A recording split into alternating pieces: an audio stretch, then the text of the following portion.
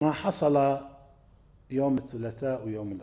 leader of the powerful Hezbollah militant group in Lebanon on Thursday blamed Israel for a stunning wave of deadly attacks that detonated thousands of electronic devices across the country.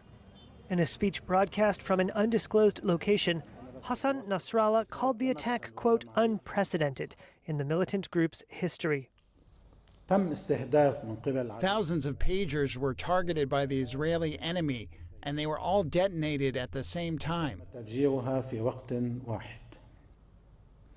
The enemy violated through this attack all the regulations, laws, and red lines.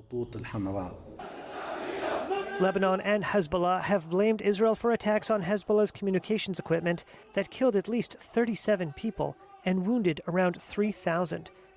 Nasrallah acknowledged the attacks represented what he called a major security and military blow. Dozens of funerals show the reach of the strike.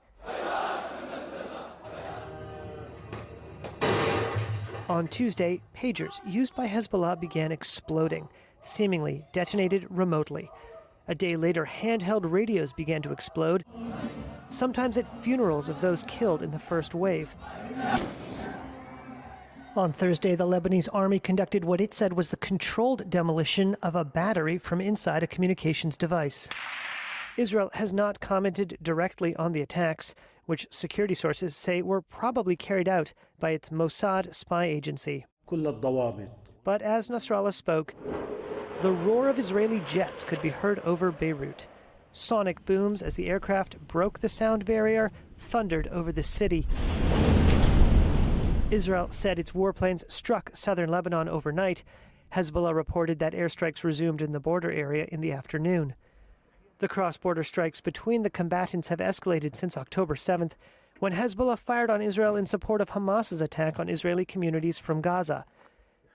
Israel says its conflict with Hezbollah, like its war in Gaza against Hamas, is part of a wider regional confrontation with Iran, which sponsors both groups, as well as armed movements in Syria, Yemen, and Iraq.